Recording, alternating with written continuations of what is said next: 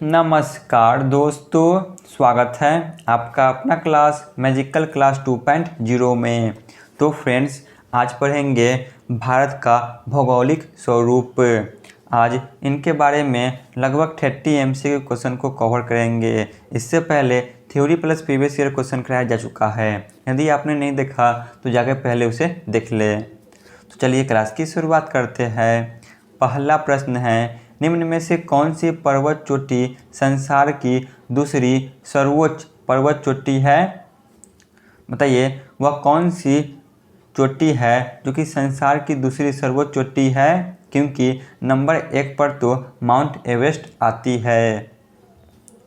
तो इसका सही जवाब होगा ऑप्शन बी, गोडविन आस्टीन, जिसे केटू के नाम से भी जाना आता है।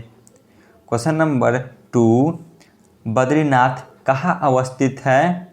बताइए जो बद्रीनाथ है यह कहाँ अवस्थित है?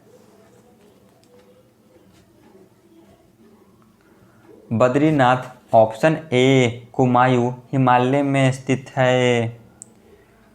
क्वेश्चन नंबर 3, काराकोरम पर्वत श्रेणी का पूर्व नाम क्या है? काराकोरम पर्वत श्रेणी का पूर्व नाम क्या है? तो इनका पूर्व नाम ऑप्शन सी, कृष्णगिरी है। क्वेश्चन नंबर 4, भारत की सर्वोच्च पर्वत श्रेणी कौन सी है? तो वह है option D, Godwin Austin. Question number 5, Kullu घाटी निम्नलिखित पर्वत श्रेणियों में से किसके बीच अवस्थित है? कुल्लू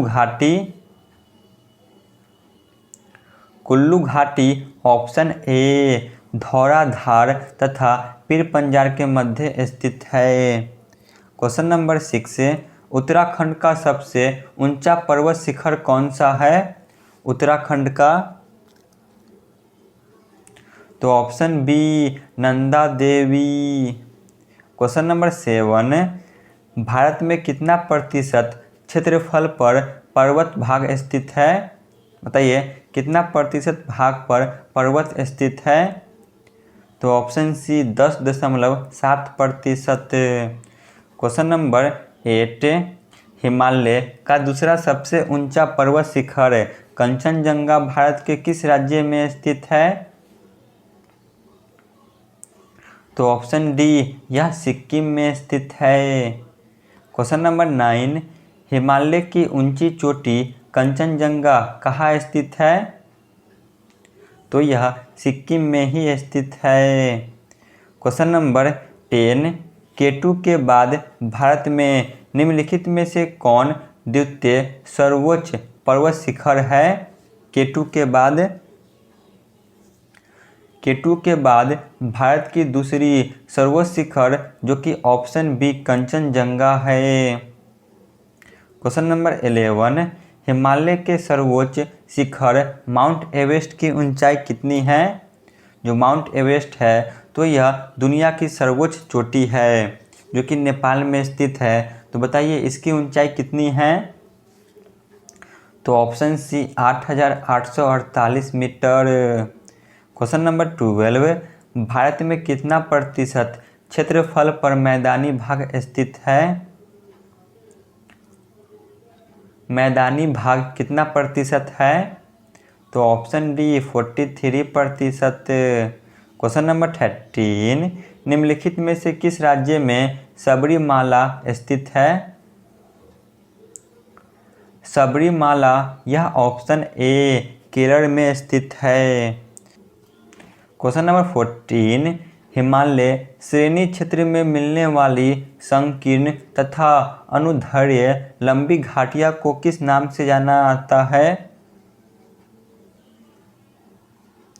तो इसे ऑप्शन बी, दून के नाम से जाना आता है। क्वेश्चन नंबर 15, लघु हिमालय श्रेणी के ढालों पर मिलने वाले छोटे छोटे घास के मैदान को जम्मू कश्मीर में क्या कहा आता है? तो इन्हें ऑप्शन सी, मर्ग कहा आता है। क्वेश्चन नंबर 16, लघु हिमालय श्रेणी के ढालों पर मिलने वाले छोटे छोटे घास के मैदान को उत्तराखंड में क्या कहा जाता है? उत्तराखंड में इन्हें बुग्याल एवं पयाल कहा जाता है।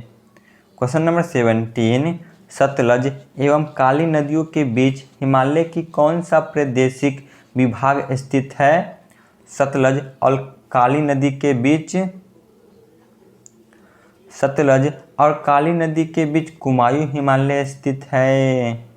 क्वेश्चन नंबर 18, काली एवं तीस्ता नदियों के बीच हिमालय का कौन सा प्रादेशिक विभाग स्थित है?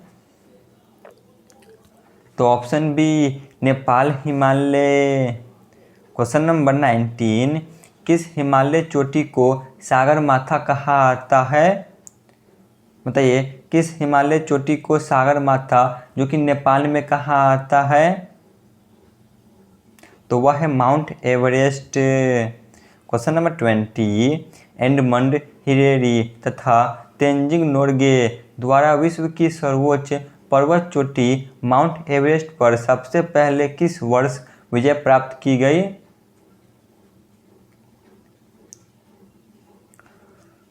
तो इसका सही जवाब होगा ऑप्शन डी, सन 1953 में।